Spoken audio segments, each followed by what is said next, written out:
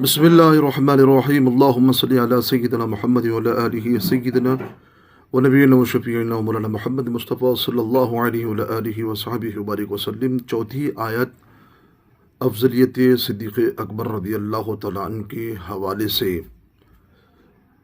قرآن مجید و فرقان حمید سورہ توبہ میں ہے اور آیت نمبر 40 ہے۔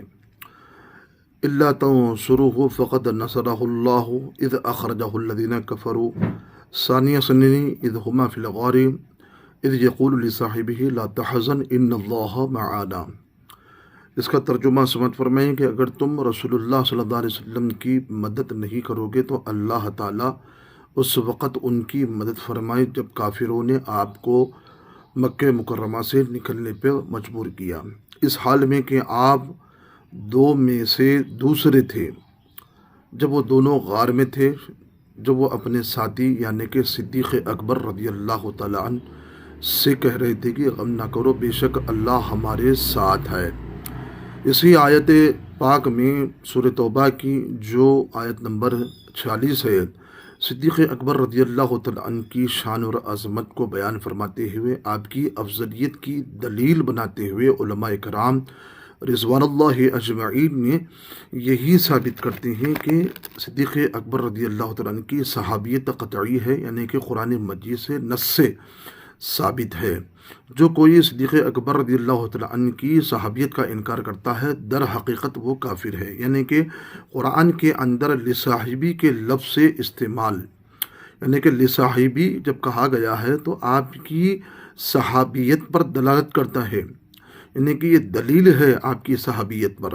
جو کوئی بھی آپ کی صحابیت کا انکار کرتا ہے وہ کافر ہے، اور دیگر جو صحابہ اکرام کی صحابیت کا انکار کرتا ہے وہ در حقیقت وہ کافر تو نہیں ہے، گمراہ ہے، وہ بدعتی ہے۔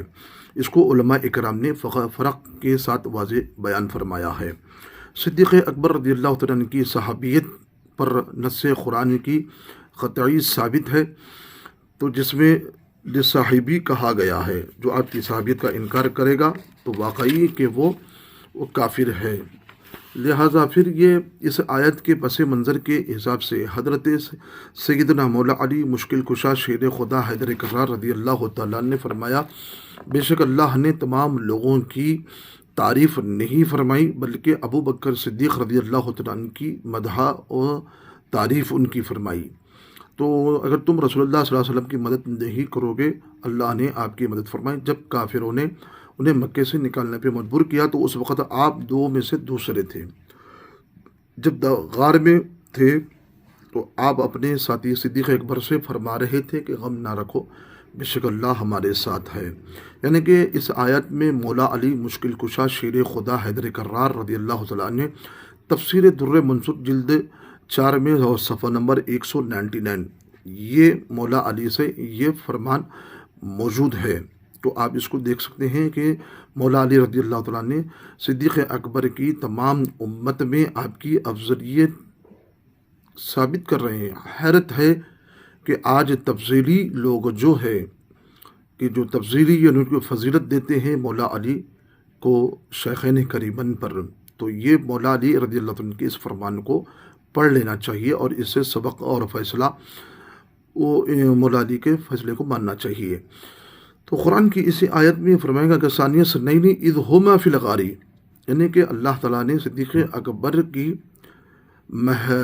محبوب خدا سے وہ قربیت خاص ہے بیان فرمائی کہ انہی کو دی گئی، یعنی کہ صدیق اکبر رسول اللہ صلی اللہ علیہ وسلم کے ساتھ ہے۔ وہ قربیت دیکھو، وہ معیت دیکھو، واضح الفاظ میں 3 دن اور 3 راتیں مسلسل خدمت مصطفیٰ صلی اللہ علیہ وسلم میں ایسے گزاری کہ ان میں سے ان کے ساتھ کوئی دوسرا شریک نہ تھا۔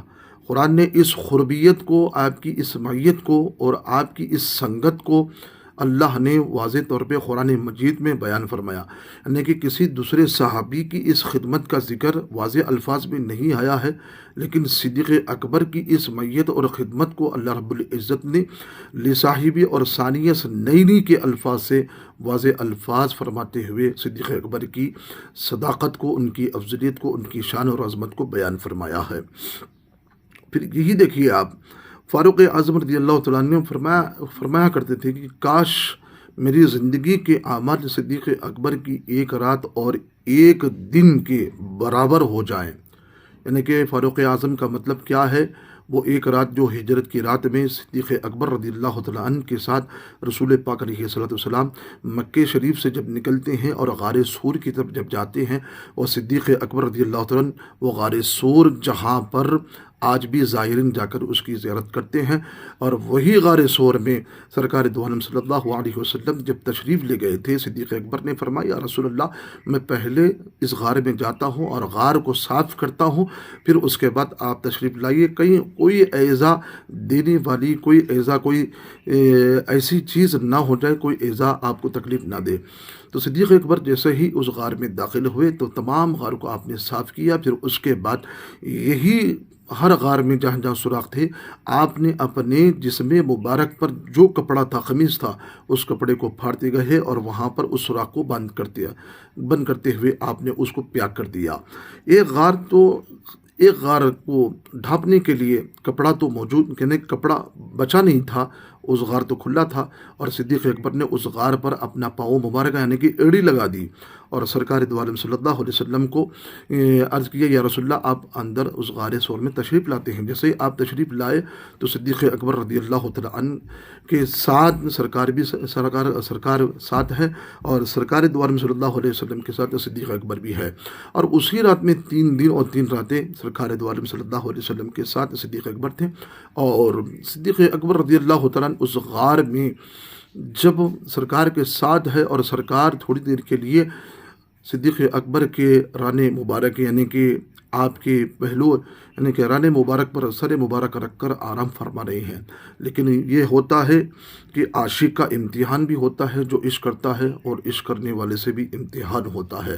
صدیق اکبر رضی اللہ تعالیٰ عنہ جس غار پر آپ نے اپنی ایڑی لگائی تھی، اس غار کے اندر سے ایک سانپ جو آپ کو یعنی کہ ضرب پہ ضرب لگاتا ہے، یعنی کہ ڈستا ہے، اور حتیٰ کہ کئی وار سے آپ کو ڈستا ہے، اس کے باوجود بھی آپ اس غار سے آپ اپنی ایڑی کو نہیں ہٹاتے ہیں. لیکن آپ اس تکلیف کی بے چینی کو جب وہی آنکھوں میں آنسو آتے ہیں، وہی آنکھوں رخسار مصطفیٰ صلی اللہ علیہ وسلم پہ گرتے ہیں، تو سرکار بیدار ہوتے ہیں. عرض کہ یا ابوبکر صدیق، کیا بات ہے، تمہاری آنکھوں میں آنسو ہیں؟ عرض کہ یا رسول اللہ، تمام غار تو میں نے پیاک کر دیا ہے، لیکن اس غار کے اندر ایک سوراخ ہے، کوئی ایذا دینے والی کوئی چیز مجھے کاٹ رہی ہے. اللہ اکبر. جیسے ہی آپ نے اس غار سے پیر کو ہٹایا تو اس کے اندر سے ایک اژدہا جو سانپ نکلا ہے، اور رسول اللہ صلی اللہ علیہ وسلم کو دیکھا ہے. یہ مورخین اور کتابوں میں لکھتا ہے یہ موسیٰ علیہ السلام کے زمانے کا سانپ تھا، جس وقت موسیٰ علیہ السلام نے آمد مصطفیٰ کا ذکر کیا تھا، اور وہ سانپ یہی اس کی آرزو تمنا تھی کہ میں دیدار رسول صلی اللہ علیہ وسلم کو میں دیکھنے کی اس کی تمنا تھی. اور اس کو دیکھنے کی وہ تمنا غار سور میں اس سانپ کی پوری آرزو و تمنا پوری ہو گئی ہے. تو اللہ اکبر. رسول اللہ صلی اللہ علیہ وسلم نے صدیق اکبر کو جہاں سانپ نے ڈسا تھا وہیں پر آپ نے لعاب دہن کو لگا دیا. جیسے ہی لعاب دہن کو لگانا تھا، اس درد کا وہ تکلیف آپ کی وہ دور ہو گئی. لیکن مورخین اور آپ کی سیرت میں لکھا جاتا ہے کہ اس سانپ کا زہر کا اثر آپ کی وصال مبارک آخری وقت تک، وہ زہر کا اثر کی وجہ سے آپ کا وصال مبارک ہوا صدیق اکبر رضی اللہ عنہ. تو یہی تو صدیق اکبر رضی اللہ عنہ کی یہ غار سور کی وہ عبادت، وہ خدمت کسی صحابی کے حق میں اور کسی صحابی کے حق میں نہیں آئی ہے. اور یہ خدمت اور معیت صدیق اکبر رضی اللہ عنہ کی یہ حصے میں آیا ہے. اور اسی خدمت کو قرآن واضح الفاظ میں فرماتا ہے، ثانی اثنین اذ ہما فی الغار، 3 راتیں اور 3 دن اس غار میں صدیق اکبر ساتھ میں رہے. اور آپ کی صحابیت کا ذکر قرآن مجید واضح الفاظ میں فرماتا ہے کہ آپ صحابی ہے، رسول اللہ کے ساتھی ہے. اللہ اکبر. آپ کی صحابیت کا جو انکار کرتا ہے واقعی کافر ہے، اور دوسرے صحابہ کا جو انکار کرتا ہے وہ گمراہ اور بدعتی ہے. اس فرق کو جس کو علماء اکرام نے واضح الفاظ میں یہ اپنی کتابوں میں اپنی تفسیر میں لکھا ہے. فاروق اعظم رضی اللہ تعالیٰ عنہ فرماتے ہیں کہ دیکھو، ایک کوئی چیز رات سے مراد یعنی کہ اس غار والی رات کی جو عبادت تھی فاروق اعظم کی تمام نیکیاں بھی اس رات کی عبادت، اس خدمت کا برابر اور مقابلہ نہیں کر سکتی. یعنی کہ فاروق اعظم فرماتے ہیں میرے اعمال ہیں، نیکیاں ہیں، لیکن اس رات کی خدمت کے برابر یہ میری نیکیاں برابر نہیں ہیں. اللہ اکبر. تو وہ خدمت نیکی افضل اور اعلیٰ ہے صدیق اکبر کی، اور تمام نیکیاں ان کے سامنے برابر نہیں ہو سکتی ہے. یہی تو ہے کہ فاروق اعظم رضی اللہ تعالیٰ عنہ کہ جہاں پر حضرت عمر رضی اللہ تعالیٰ عنہ کی عمر بھر کی نیکیاں اس کے آگے ہیچ ہے، اور یہ حضرت عمر ہی نہیں ساری امت کی نیکیاں اس کا مقابلہ نہیں کر سکتی ہے. کوئی نیکی قرآن میں منسوخ نہیں ہے، بلکہ صدیق اکبر کی نیکی کا قرآن مجید نے کھول کھول کر بیان کیا ہے. اسی طرح سے صدیق اکبر رضی اللہ تعالیٰ عنہ اسی آیت کے تحت میں یہاں پر بہت سارے اس کے اندر اقوال موجود ہیں، جہاں پر تفسیر الجامع الاحکام میں امام قرطبی نے یہی تو لکھا ہے کہ جب سرکار دو عالم صلی اللہ علیہ وسلم پر غشی طاری ہو گئی تو جس وقت مہاجرین جمع ہوئے اور مشورے کے لیے، تو اپنے انصار بھائیوں سے ملے اور انہیں اس مشورے میں شامل کرنے کے بعد انصار اور مہاجرین نے آپس میں ایک مشورہ کیا. یعنی کہ رسول اللہ صلی اللہ علیہ وسلم کی حالت علالت یعنی کہ بیماری جب غشی آپ پر جب طاری ہوئی تو رسول اللہ صلی اللہ علیہ وسلم کی اس حالت پر انصار اور صحابہ نے مشورہ کیا کہ انصار نے کہا ایک امیر آپ میں سے ہوں گے، ایک امیر ہم میں سے ہوں گے.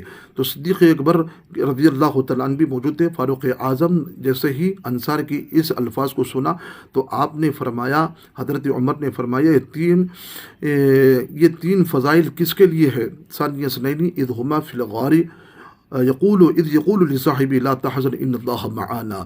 یعنی کہ غار میں ثانی اثنین دو میں سے دوسرے کون ہیں، پھر غار میں کون ہیں، اور یہ صاحبی کون ہیں جو اللہ نے لا تحزن ان اللہ معنا فرمایا ہے. یہ کون ہیں جن کی تین فضائل کو بیان کیا گیا ہے؟ یہ کہہ کر حضرت فاروق اعظم نے ہاتھ بڑھایا اور حضرت ابوبکر صدیق رضی اللہ تعالیٰ عنہ کی بیعت کر لی، اور سب لوگوں نے بھی بہت خوبصورت عمدہ طریقے سے ان کی بیعت کی گئی. تو اسی آیت کو رکھ کر فاروق اعظم نے تمام صحابہ کو اکٹھا کیا، اور تمام صحابہ اس بات پر متفق اور اجماع ہوا، اور آپ کی افضلیت پر پھر اس کے بعد صدیق اکبر رضی اللہ تعالیٰ عنہ کی بیعت خلافت کو تمام صحابہ نے بیعت کی ہے. تو یہ بات معلوم ہوتی ہے کہ صدیق اکبر رضی اللہ تعالیٰ عنہ کی اجماعیت پر تمام صحابہ متفق ہوئے، آپ کی افضلیت پر، پھر اس کے بعد خلافت اور بیعت کے لیے تمام صحابہ متفق اور اکٹھا ہوئے ہیں. تو ناظرین اکرام، یہ صدیق اکبر رضی اللہ تعالیٰ عنہ کی یہ سورہ توبہ جو 40 نمبر آیت ہے، جس میں واضح الفاظ میں صدیق اکبر کی افضلیت کو اور آپ کی ثانیہ سنینی کو اور لصاحبی سے بھی آپ کی شان اور عظمت کو، اور رسول اللہ کے جو ساتھی ہیں وہ صدیق اکبر ہے. یہی آیت سے علماء کرام فرماتے ہیں کہ آپ کی افضلیت اور شان اور تمام صحابہ سے نمایاں اور اعلیٰ ہے، اور اسی سے آپ کی افضلیت ثابت ہوتی ہے. صدیق اکبر رضی اللہ تعالیٰ عنہ کی خدمت و نیکیاں بہت اور اعلیٰ اور بلند ہیں، اور آپ کی افضلیت بھی اس قرآن کی آیت سے ثابت ہے. اللہ ہم سب کو حق سننے اور سنانے کی توفیق بھی عطا فرمائے. اہل سنت والجماعت پر